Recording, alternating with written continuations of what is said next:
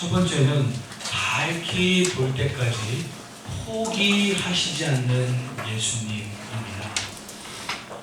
여러분, 앞이 보이지 않는 소경들이 코끼리를 만지는 이야기가 있어요. 어떤 소경이 이렇게 이야기합니다.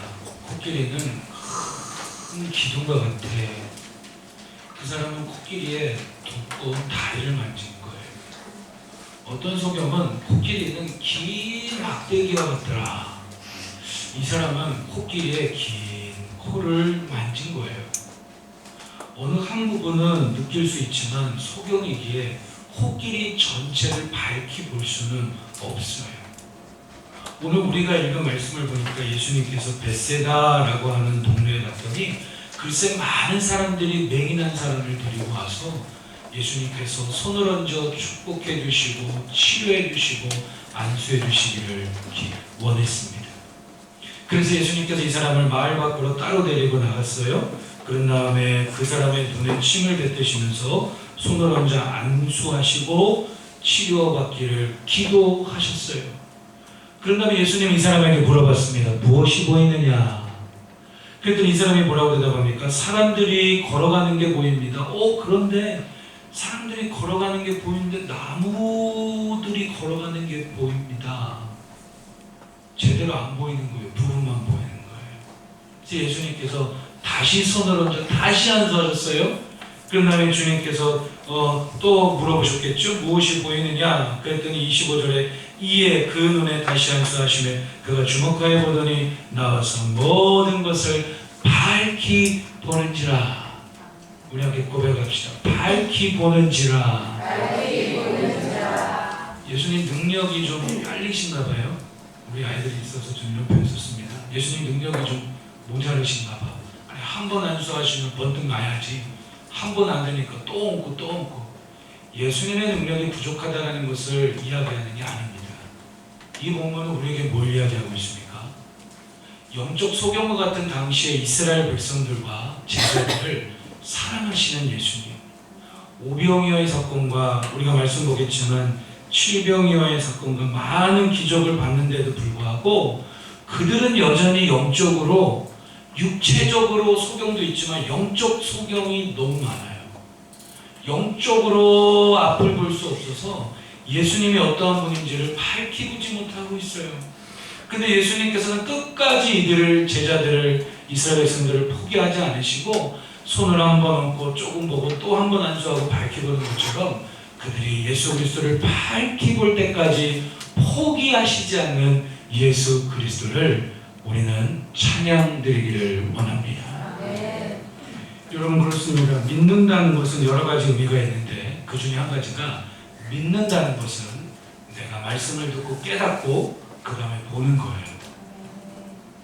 에베소서 1장 17절 18절에 보면 우리 주 예수 그리스도의 하나님 영광의 아버지께서 지혜와 계시의 정신을 너희에게 주사 하나님을 알게 하시고 너희 마음의 눈을 밝히셔서 그의 부르심의 소망이 무엇이며 성도 안에서 그 기업의 영광의 풍성이 무엇이며. 바울이 에베소 교회 성도들을 기도하는 장면이죠. 어떤 내용입니까? 우리는 예수님을 눈으로 육체적인 눈으로는 보지 못하지만 우리는 하나님께서 지혜와 계시의 영을 우리에게 주셔서 죄악으로 인하여 어두워진 마음 눈을 밝히사 하나님을 보게 하시고 깨닫게 하시고 알게 하신다라는 거예요. 죄악으로 인하여 어두워진 마음 눈이 영적인 소경과 같은 죄악으로 인하여 어두워진 마음 눈이 밝혀지지 않으면 예수님 못 믿어요. 베드로전서 1장 8절 9절도 이렇게 이야기합니다. 예수를 너희가 보지 못하였습니다. 우리 눈으로 예수님을 본 적이 없잖아요. 그죠? 그렇지만 우리는 예수님을 사랑합니다. 왜냐? 이제도 지금도 예수님을 육체적인 눈으로는 볼 수 없지만 오히려 말 수 없는 영광스러운 즐거움으로 예수님을 기뻐하면서 우리가 찬양했습니다. 왜요? 믿음의 결국 곧 영혼의 구원을 받았기 때문입니다. 뭘 이야기합니까? 예수님 믿고 구원받았다는 것은 뭘 보면 알 수 있느냐? 예수님 믿고 영접하고 구원받았다는 것은 예수님을 육체적인 눈으로는 보지 못하지만 이게 중요하죠. 믿고 우리 함께 고백합시다. 믿고 믿음으로 믿어지게 하시는 그 은혜 가운데 믿고 말할 수 없는 영광스러운 즐거움으로 예수님을 기뻐하는 거예요. 즉 영적 소경인 우리를 믿음으로 깨닫고 보게 하시는 주님의 그 은혜, 주님께서 우리를 보여주게 하지 않으시면 우리는 예수님을 믿을 수도 없고 볼 수도 없어요. 영적 소경과 같은 우리를 믿음으로 깨닫고 보게 하시는 은혜, 이제 모든 상황 속에서 믿음으로 깨닫고 예수님을 밝히 보게 된다라는 사실입니다. 두 번째는 작은 믿음을 요구하시고 깨닫게 하시는 예수님을 볼 수 있어요. 작은 일상 큰 은혜라고 하는 책이 있습니다. 여러분 자존감 얘기 많이 하는데 사람이라는 존재는 예수님을 믿든 안 믿든 학교에서 말하는 성적, 공부 그런 게 아니더라도 공부를 하고 배운 사람과 공부를 안 하고 배운 사람이 있습니다. 누가 더 자신감이 있고 자존감이 높겠습니까? 배우고 공부한 사람이. 여기서 말하는 꼭 학교에서 말하는 공부만이 아니에요. 할렐루야. 또 보세요. 예수님을 믿든 안 믿든 꼭 학교에서 공부하는 책뿐만이 아니라 어떤 책을 읽은 사람과 안 읽은 사람이 있어요. 누가 더 자신감이 있고 자존감이 높겠습니까? 책을 읽은 사람이에요. 여러분 신앙생활 하시면서 하나님 말씀도 읽으시고 좋은 신앙서도 읽으시고 신문도 읽으셨으면 합니다. 그래야 우리가 삶이 풍성해져요.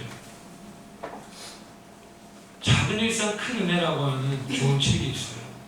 마이클 L. 밀튼이라고 하는 분이 쓴 책인데 이 책의 부제목이 뭐냐면 일상에서 발견하는 하나님의 은혜, 작은 일상에서 발견하는 하나님의 은혜에 대한 그런 내용을 기록한 책이에요. 이 책의 서문을 보면 이렇게 시작합니다.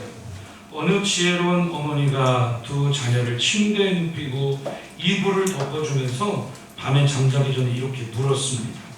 오늘은 어디에서 하나님을 보았니? 야, 이것만 너무 대단한 거예요. 하루가 마치고 밤에 아이들을 재우면서 엄마가 아이들에게 물어본 거예요. 오늘은 어디에서 하나님을 보았니? 이렇게 이 책의 내용이 시작해요. 그랬더니 6살짜리 되는 어떤 남자아이가 엄마 저는요 오늘 유치원 가는데 저 하늘에 큰 뭉게구름을 봤어요. 그런데 그 뭉게구름을 보다가 하나님께서 나를 바라보시면서 사랑한다고 미소 짓는 걸 보셨어요. 그랬더니 엄마가 하는 말 뻥치지 마 그랬을 거예요. 그랬구나. 그래 맞아. 넌 귀한 존재야. 하나님이 널 너무 사랑하신단다. 거긴 너도 널 사랑하고 친구들을 사랑하거라. 답이 나와요. 설교할 맛도 나고 좀 수준이 되는 거예요. 할렐루야. 아니 애가 엄마 뭉게구름을 봤는데 하나님이 저를 보고 웃으셨어요. 빨리 병원 데려가는데 그러면 안 되잖아요. 뻥치지 마. 그러면 안 되잖아요. 그랬더니 옆에 있던 조금 나이가 11살짜리 딸아이가 또 이렇게 해요. 엄마 저는요 지금 엄마랑 동생이랑 대화하는 가운데 엄마가 환히 웃고 있는 미소 속에서 하나님께서 우리 가정을 너무 사랑한다는 것을 보았어요. 우리 함께 고백합시다. 오늘 어디에서 하나님을 보았니? 핸드폰만 바라보고 있으면 하나님이 안 보여요. 게임 점수만 보이고 이상한 것만 보여요. 눈이 들어서 하나님께서 우리의 삶 속에 보여주시는 것들이 너무 많아요. 오늘 마가복음 8장을 보면 칠병이어 사건이 또 나왔네요. 마가복음 8장 1절을 보세요. 마가복음 8장 1절에 그 무렵에 또 큰 무리가 있어 먹을 것이 없는지라 예수께서 제자들을 불러 이르시되 내가 무리를 불쌍히 여기노라 그들이 나와 함께 있은지 이미 사흘이 지났으나 먹을 것이 없도다. 오병이어 사건 기억나세요? 네, 마가복음 6장에 나왔죠. 오병이어 사건은 뭡니까? 떡 5개와 물고기 몇 마리? 2마리로 5,000명 먹고 12바구니 남았어요. 근데 마가복음 8장 1절부터 10절을 보면 칠병이어 사건이 나와요. 칠병, 떡 7개, 2여, 물고기 2마리로 4,000명 먹고 7광주리가 남습니다. 질문 드립니다. 오병이어 사건이 더 많은 사람이 먹은 겁니까? 칠병이어 사건이 더 많은 사람들이 먹은 겁니까? 칠병이어예요. 왜냐하면 당시의 문화와 풍습을 보면 이 바구니, 12바구니, 오병이어에서 12바구니 남았다라고 하는 바구니는 개개인이 들고 다니는, 오늘 우리나라로 따지면 그 쇼핑할 때 쓰는 장바구니, 그걸 이야기하고요. 7병여는 4,000명 먹고 7광줄이 남았다라고 할 때 광줄이는 당시에 이방인들이 쓰던 한 성인 건강한 남자 한 명이 탈 정도로 우리나라 따지면 푸대자루, 그죠? 그 정도로 이야기해요. 그러니까 7병여 사건을 통해서 더욱더 확실하게 예수님께서는 보여주고 계세요. 밝히 보여주고 계세요. 지금 뭘 이야기하고 있습니까? 예수님께서 8장 1절 2절에 보니까 그 무렵에 또 큰 무리가 있어 먹을 것이 없는지라. 아니 5병이었는데 7병이요? 아니 지겨워. 여러분 솔직히 그렇지 않으세요? 성경을 자세히 안 들여다보면 아니 5병이요 7병이요 똑같은 거 아니야? 아니에요. 의도가 있어요. 마가가 이걸 기록한 의도가 있다고. 이거 어떤 의도입니까? 또 큰 무리가 모였는데 먹을 게 없어요. 그래서 예수님께서 무리를 보시고 불쌍히 여깁니다. 그러면서 예수님께서 2절 3절을 보면 뭔가 제자들에게 기대를 하고 있어요. 뭔가 요구를 하고 있어요. 자, 마가복음 8장 2절 3절 우리 함께 같이 한번 읽어봅니다. 시작. 내가 우리를 불쌍히 여기노라. 그들이 나와 함께 있은지 이미 사흘이 지났으나 먹을 것이 없도다. 만일 내가 그들을 굶겨 집으로 보내면 길에서 기진하리라. 그 중에는 멀리서 온 사람들도 있느니라. 아멘. 지금 예수님께서 뭘 기대하고 있습니까? 이렇게 많은 사람들이 있는데 제자들아, 이 사람들 여기서 말씀 배운 지 사흘이나 되는데 먹을 게 없는데 이대로 집에 보내면 가다가 너무 힘들어 지쳐 쓰러질 거다. 예수님께서 지금 뭘 기대하고 있습니까? 오병이어 사건 후에 똑같은 광야에서 제자들에게 예수님께서 기대하십니다. 뭘 기대해요? 작은 믿음을 제자들에게 기대하시며 작은 믿음을 제자들에게 똑같은 상황에서 요구하고 계십니다. 우리 함께 고백해 봅시다. 작은 믿음을 요구하신다. 작은 믿음을 요구하시고 요구하시는 그 주님 앞에 우리가 작은 믿음으로 주님 앞에 7병이요 5병이요를 올려드릴 때 매 순간 매일매일 나와 함께 하시는 예수 그리스도를 우리가 믿음으로 깨닫고 밝히 환하게 경험하며 볼 수 있습니다. 그걸 이야기하고 있어요. 근데 제자들은 예수님의 기대를 확 깨뜨리는 대답을 합니다. 4절에서 제자들이 대답하되 이 광야 어디서 떡을 얻어 이 사람들로 배부르게 할 수 있습니까? 아 예수님, 지금 제자들이 오병이어 사건을 경험했나요? 안 했나요? 했어요. 했는데도 예수님이 기대하시는 작은 믿음의 요구 앞에 믿음으로 반응하지 못하고 아니 어떻게 이 사람들 여기서 많이 먹일 수 있습니까? 놀라운 사실은 아까 첫 번째 봤던 것처럼 예수님께서 이들을 실망하기보다 포기하시기보다 이들이 밝히 볼 때까지 포기하지 않으셨어요. 그러면서 5절에 보니까 너에게 떡 몇 개가 있느냐? 이르되 7이로소이다. 실병 떡 7개와 물고기 2마리를 예수님의 손에 얹어서 많은 사람들 4,000명을 먹이고 7광주리가 남게 됩니다. 중요한 것은 이거입니다. 예수님께서 오늘 저와 여러분들에게 요구하시는 작은 믿음이 있다는 거예요. 여러분 신앙생활을 할수록 상식적인 사람이 되기를 원합니다. 네.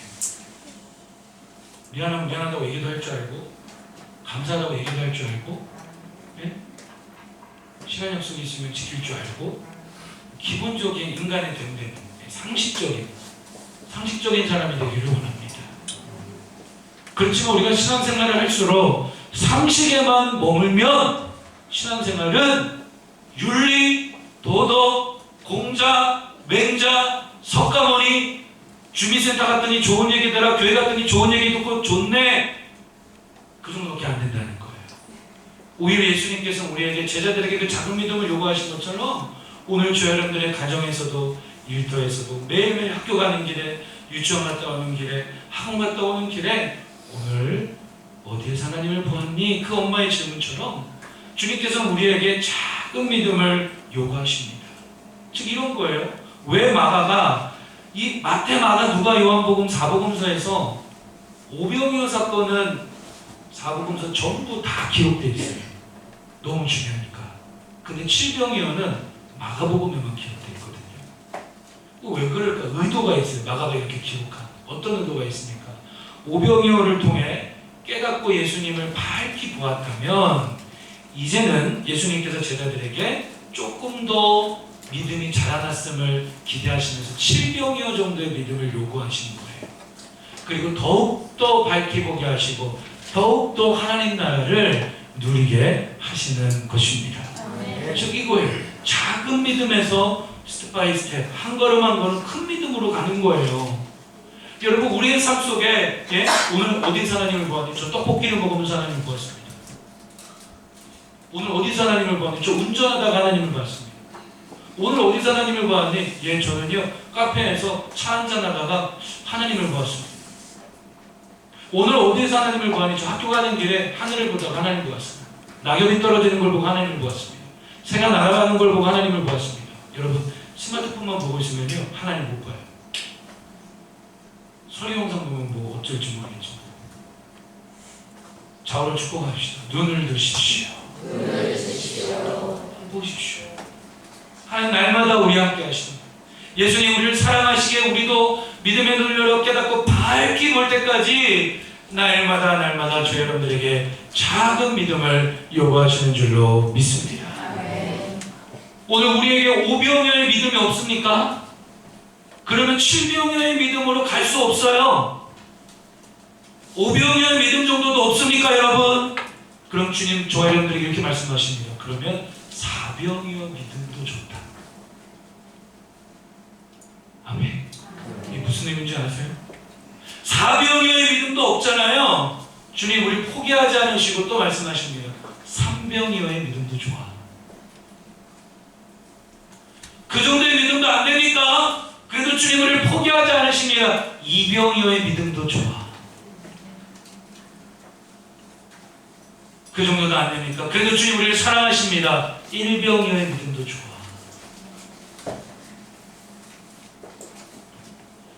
무슨 의미인지 아세요? 할렐루야. 네. 신앙생활은 지식으로만 하지 않습니다. 신앙생활은 분명히 하나님의 말씀이 뭘 이야기하는지 알아야 됩니다. 배워야 됩니다. 정확히 알아야 됩니다. 내가 알고 싶은 대로 알면 안 돼요. 하나님 내가 궁금한 걸 믿는 게 아니라 신앙생활은 하나님께서 보여주시는 하나님께서 알게 하시는 것을 믿음으로 수긍하고 받아들이고 따라가는 게 신앙생활이고 그게 가장 행복한 길이고 복된 길입니다. 알아야 합니다. 그런데 신앙생활은 머리로만 알면 안 돼요. 경험이 필요해요. 체험이 필요해요. 우리 어두웠던 눈이 한 번 안수하고 사람들이 지나가는 게 보입니다. 나무 같은 것들이 지나갑니다. 이게 아니라 한 번도 안수하셔서 밝히 볼 때까지 우리를 인도하시는 그 예수님께서 저와 여러분들에게 날마다 함께 하시고 축복하시고 동행하시는 줄로 믿습니다. 그러면 뭐가 필요해요? 작은 믿음을 요구하신다고요. 5병여 믿음도 안 되잖아요? 나 5병여 믿음도 안 돼. 그게 아니라 주님은 4병여 믿음도 좋다. 3병여 믿음도 좋다. 2병여 믿음도 좋다. 1병여 믿음도 좋다. 그 정도도 안 됩니까 우리가? 그럼 주님 말씀하시면 좋다. 2여 떡 없어도 좋아. 2여의 믿음이어도 좋다. 그 정도도 안 됩니까? 1여의 믿음도 좋다. 그 정도도 안 됩니까? 아무리 작은 믿음일지라도 주님 우리의 삶의 현장에서 요구하세요. 믿음으로 주님 앞에 마음을 드리십시오. 믿음으로 주님 앞에 순종의 발걸음을 떼십시오. 믿음으로 주님 앞에 작은 것일지라도 주님 손에 나의 삶을 맡겨 드리십시오. 그때에 뭘 경험해요? 오늘 어디에서 하나님을 보았니? 저는 7병여를 통해서 하나님을 보았어요. 예수님 지난번에 5병여 기적을 일으키셨다는데 오늘은 7병여? 엄마 친구 따라서 어디 갔다가 말씀 듣다가 이번에 7병여 기적을 일으켰는데 7병여를 통해 예수님은 단순히 선생님이 아니라 우리 이 땅에 거하게 오신 만왕형이심을 저는 보게 되었어요. 여러분 일터에서 가정에서 어느 곳에서든지 주님 우리에게 밝게 보여주십니다. 내가 너와 함께하고 있단다. 내가 너를 축복한단다. 내가 너를 인도한단다. 여러분, 작은 믿음 앞에 우리의 마음을 들이시고 그 작은 믿음을 요구하시는 주님 앞에 삶을 드릴 수 있기를 주님의 이름으로 축원합니다. 마지막 세 번째로 마음의 둔함에서 벗어나라 합니다. 마음의 둔함에서 벗어나라. 또 마가복음 8장을 보니까 중간에 또 이 사람들 또 나왔네요. 바리새인들, 서기관들이 또 등장해요. 15절을 보니까 14절에 8장 14절에 제자들이 떡 가져오기를 잊었음에 배에 떡 한 개밖에 그들에게 없더라. 15절에 예수께서 경고하여 이르시되 삼가 바리새인들의 누룩과 헤롯의 누룩을 주의하라 하시니, 이렇게 나왔어요. 예수님께서 제자들과 이제 배를 타시고 벳세다 지역으로 이제 건너갑니다. 갈릴리 호수에서. 근데 그 배 안에서 제자들에게 이렇게 말씀하세요. 바리새인과 헤롯의 누룩을 주의하라. 여기서 말하는 누룩은 보통 누룩은 이스트라고 하죠. 그 밀가루 반죽을 해서 떡을 부풀게 하는 거잖아요. 근데 예수님께서 여기서 말씀하신 바리새인 헤롯의 누룩을 주의하라고 할 때 그 누룩은 죄의 영향력을 의미합니다. 죄의 영향력, 이 누룩이, 작은 누룩이 이 밀가루 반죽을 크게 부풀게 하는 것처럼 이 누룩이란 죄의 영향력을 의미해요. 그래서 지금 어떤 죄의 영향력입니까? 엉뚱한 초점과 관심으로 제자들의 마음을, 오늘 우리의 마음을 둔하게 하는 그런 바리새인들과 헤롯의 영향력을 주의하라라는 것입니다. 아멘. 자, 어떤 의미인지 아시겠죠? 누룩이. 그런데 11절에서 13절을 보면 예수님께서 칠명여의 기적을 베푸셨어요. 그런데 갑자기 11절 보니까 바리새인들이 또 와서 예수를 희한하고 시험하고 하늘로부터 오는 표적을 구합니다. 그랬더니 예수님께서 너무 탄식하시고 안타까우시면서 내가 표적을 더 이상 보여주고 싶지 않다. 그리고 바리새인들과 서기관들을 떠나셨어요. 왜 그렇습니까? 이 지금 바리새인들과 서기관들은 앞장에서도 나왔지만 어떤 것에 초점과 관심이 있습니까? 표적에만, 기적에만 초점과 관심이 있다라는 거예요. 그래서 예수님께서 배를 타고 제자들과 함께 벳세다로 건너가면서 제자들에게 부탁을 하는 거예요. 바리새인들과 서기관들의 노력을 주의하라. 즉 너희 마음이 둔해지지 않도록 주의하라. 마음의 둔함에서 벗어나라 라는 것입니다. 배를 탔습니다. 바리새인들을 떠나서 예수님이 제자들과 함께 배를 탔어요. 벳세다로 건너갑니다. 예수님께서 제자들에게 바리새인들과 헤롯의 누룩을 주의하라 라고 하고 있는데, 자, 14절 한번 보세요. 제자들이 떡 가져오기를 잊었음에 배에 떡 한 개밖에 그들에게 없더라. 15절에 삼가 바리새인들의 누룩과 헤롯의 누룩을 주의하라 하시니, 자, 16절, 17절, 18절 같이 읽겠습니다. 시작. 제자들이 수근거리기를 이는 우리에게 떡이 없음이로라 하거늘 예수께서 하시고 이르시되 너희가 어찌 떡이 없으므로 수근거리느냐. 아직도 알지 못하며 깨닫지 못하느냐. 너희 마음이 둔하냐. 너희가 눈이 있어도 보지 못하며 귀가 있어도 듣지 못하느냐. 또 기억하지 못하느냐. 아멘. 지금 예수님께서 바리새인들과 헤롯의 누룩을 주의하라. 그들의 예수님을 반대하는 그런 죄의 영향력, 그들의 초점과 관심이 오직 표적에만 있고 예수님이 어떤 분인지를 밝히 볼 수 없는 그들의 그런 모습을 조심해라. 마음의 둔함에서 벗어나라라는 건데, 제자들은 지금 예수님 하신 말씀을 이해를 못해요. 자, 보세요. 이거 예배 시간에 나와 있습니다. 함께 말씀 나눕니다. 여러분 다 이해하고 계신 줄로 믿습니다. 근데 이해 못하는 경우도 있어요. 왜냐? 신앙생활 처음 할 때 다 이해가 안 될 수도 있어요. 누구든지 그래요. 그런데 주님께서 우리를 포기하지 않으시고 밝히 볼 때까지 말씀을 통해 깨닫게 하시고 믿음의 눈을 열어주시고 우리의 신앙과 믿음을 자라나게 하십니다. 제자들에게 그렇게 말씀하셨는데 못 알아듣는 거예요. 오히려 제자들은 뭐라고 수군거립니까? 아, 우리가 배 타고 벳세다로 전도하기 위해서 건너가야 되는데 점심 먹을 도시락 7병에 그렇게 7강줄이나 남았는데 떡을 한 개밖에 안 가져왔네. 점심 끼니 채울 도시락이 없어서 제자들은 걱정하고 있습니다. 바리새인들과 헤롯의 초점과 관심은 표적인데 제자들의 관심과 초점은 지금 어디에 있어요? 자, 이건 대답하셔야 돼요. 자, 바리새인과 서기관들의 초점과 관심은 어디에 있습니까? 표적이 있어요. 기적이 있어요. 그러니까 예수님이 어떤 분인지를 밝히 못 보는 거예요. 그것만 바라보고. 근데 지금 배 안에 예수님이 함께하고 있지만 7명의 기적까지 경험했지만 제자들의 지금 관심과 초점은 어디에 있어요? 표적. 네? 어디에 있어요? 표적. 어디에 있어요? 표적. 어디에 있어요? 말씀 보세요. 어디에 있냐고요? 어디에 있어요? 제자들의 관심과 초점이? 떡에 있잖아요. 떡에. 관심과 초점에 떡에만 있으니까 예수님께서 바리새인과 헤롯의 누룩을 주의하라. 그들의 죄의 영향력, 예수님을 반대하고 표적에만 집중하여 예수님이 어떤 분인지를 밝히 볼 수 없는 그런 마음의 둔함을 주의하라고 했지만 지금 제자들은 오직 떡에만 관심과 초점이 있기 때문에 예수님의 말씀을 알아들어요? 못 알아들어요? 못 알아듣는다는 이야기예요. 그게 마음의 둔함이라는 거예요. 떡에 관심과 초점을 두고 있어요. 그래서 배를 타고 가는데 점심 도시락이 떡 하나밖에 없는 것 때문에 염려하고 걱정하고 있는 제자들을 볼 수 있습니다. 그런데 예수님께서는 어떻게 하시죠? 이들의 마음의 둔함을 걱정하고 계세요. 17절, 18절을 우리가 읽었잖아요. 마음이 둔해지면 어떤 일이 일어납니까?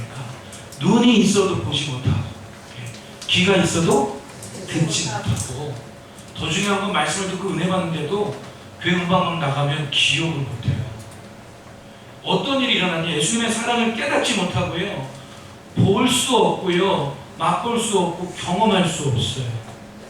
여러분 신앙생활 할 때 처음에는 이해하고 깨달아야 될 단계가 있어요. 그 다음 믿음이 이만큼 자라납니다. 그 다음 난예배를 나옵니다.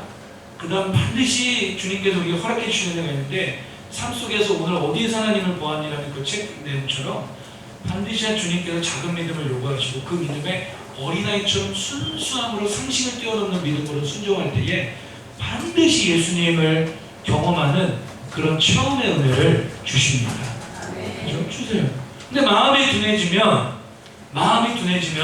이런 주님의 사랑을 볼 수도 없고 경험할 수도 없다라는 거예요. 그래서 지금 예수님께서 너무 답답해 하시는 거예요. 제자들은 지금 떡 한 개밖에 없어서 점심을 때울 음식이 없어서 걱정하고 있는데 예수님은 너무 답답해 하시는 게 뭐냐면 19절 20절에서 얘기하잖아요. 내가 떡 5개를 5,000명에게 떼어줄 때 조각 몇 바구니를 거두었더냐? 12바구니입니다. 20절에 떡 7개를 4,000명에게 떼어줄 때에 조각 몇 광주리를 거두었더냐? 이러니 7광주리 남겼습니다. 21절에 예수님께서 뭐라고 말씀하십니까? 아직도 깨닫지 못해. 그래서 예수님께서 말씀하시는 아직도 깨닫지 못하느냐? 내가 너희 굶길 것 같아. 그 말 아니에요 지금? 야 베드로야, 야 안드레야 날 좀 봐. 지금 나를 어느 정도로 보는 거야. 좀 그런 거예요.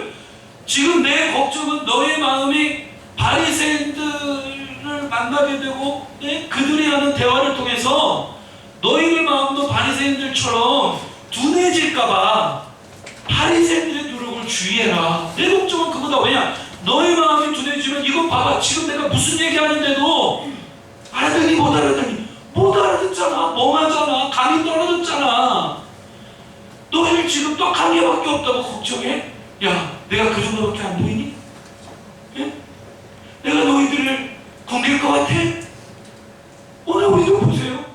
우리가 가장 걱정하고 가장 심각해야 될 게 뭐냐?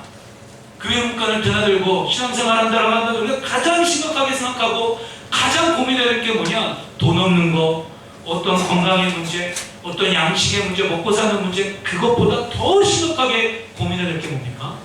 내 마음이 둔해져서 말씀 시간에 말씀도 뭔 얘기하는지 못 알아들어요. 다른 사람은 알아듣는데 난 못 알아들어요. 교회에 나온 지 1, 2년쯤 됐을 때는 그럴 수 있어요. 누구든지 처음 신앙생활 저도 그랬어요. 그런데 교회를 7년, 8년, 10년, 20년 다니는데도 예배 시간에 나오면 멍해요. 멍해. 여러분 우리가 정말 심각하고 고민해야 될 게 뭐냐면 먹는 문제, 입는 문제, 사는 문제, 제자들처럼 그 떡에만 초점과 관심을 갖고 나 먹을 거 없는데 어떻게 살지? 그게 아니라 어디에 집중해야 돼요? 우리의 마음이 둔해져서 주님 말씀을 깨닫지 못하고 오늘 어디서 하나님을 보았니? 그 내용처럼 주님 언제나 함께 하시는데도 우리의 마음의 눈이 어두워져서 주님의 사랑을 경험할 수 없고 주님의 복 주심을 경험할 수 없는 그 마음의 둔함을 여러분 가장 고민하고 가장 주님 앞에 기도해야 될 줄로 믿습니다. 왜 그런 줄 아세요? 오늘 예수님께서 우리에게도 말씀하시는 거예요. 너 그거 고민하는 것 때문에 지금 말씀 시간에 이해 못하고 있지? 응? 너 그 일 때문에 지금 집안에 있는 그 일 때문에 사업에 있는 그 일 때문에 먹고 사는 문제 때문에 돈 문제 때문에 예배 시간까지 나와서도 그거 내려놓지 못하고 지금 예배 시간을 못 알아듣고 있지? 예수님 말씀하시는 건데 그 정도밖에 안 보이니? 내가 막 붕괴일 것 같아? 너의 사업장을 내가 책임 못 질 것 같아? 할렐루야. 너의 자녀들을 내가 책임 못 질 것 같아? 내가 그 정도밖에 안 되니? 주님 그러고 계시는 성령 하나님 우리의 믿음의 눈을 열어주시옵소서. 그러니까 보세요. 10편 37편 4절에 그래서 다윗은 이렇게 고백해요. 여호와를 기뻐하라. 그 다음 뭐라고 나와요? 저가 내 마음의 소원을 이루어 주시리로다. 할렐루야. 할렐루야. 겨우 고민하는 게 먹는 문제, 입는 문제. 겨우 고민하는 게 늘 그런 것들. 여러분 겨우라고 해서 죄송합니다. 그러나 오해하지 않으셨으면 좋겠어요. 오늘 주님께서 답답해 하시는 거예요. 제자들에게. 그래서 뭐라고 하세요? 오늘 말씀드린 것처럼 아직도 깨닫지 못하느냐. 말씀을 마칩니다. 마음의 둔함에서 날마다 벗어나십시오. 마태복음 5장 8절은 우리에게 이야기합니다. 마음이 청결한 자는 행복이 있다. 왜냐? 저희는 하나님을 날마다 볼 것이기 때문입니다. 마태복음 5장 8절 우리 다 함께 읽어보겠습니다. 시작. 마음이 청결한 자는 복이 있나니 저희가 하나님을 볼 것이며. 반대로 이야기하면 마음에 주님 기뻐하지 않는 엉뚱한 생각, 엉뚱한 감정, 엉뚱한 마음의 중심과 동기가 가득 차면 마음이 더럽다는 거예요.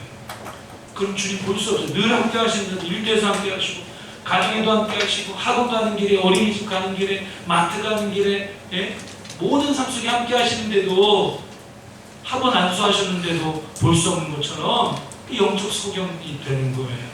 어떻게 합니까? 날마다 회개합니다. 이게 중요해요. 날마다 회개합시다. 내 안에 주님 기뻐하지 않는 겉으로 예배 시간에 나와 앉아있다고 해서 전부가 아니라 내 마음과 중심에 주님 기뻐하지 않는 감정, 마음, 생각, 마음의 중심이 있으면 주님 볼 수 없다는 거예요. 그래서 날마다 회개함으로 마음의 둔함에서 벗어나 믿음으로 깨닫고 예수님을 밝히 보기를 주님의 이름으로 축원합니다. 이제 우리 주여 세 번 부르고 말씀을 주고 기도합니다. 어디에서 하나님을 보았니? 여러분 주님 우리를 사랑하십니다. 포기하지 않으시고 밝히 볼 때까지 포기하지 않으시는 예수님께서 작은 믿음을 요구하셨죠. 7병이어의 믿음, 5병의 믿음이 아니어도 좋아요. 4병이요 1병이어도 좋아요. 작은 믿음으로 반응하면 순종할 때에 주님을 경험합니다. 주님의 사랑을 체험합니다. 마음의 둔함에서 벗어나 주님 우리 절대 그냥 두지 않습니다. 공급하시고 축복하시고 우리의 삶을 인도하십니다. 그런 주님 앞에 우리 말씀을 듣고 기도하고 예배를 마칩니다. 주의 음성으로 기도합시다.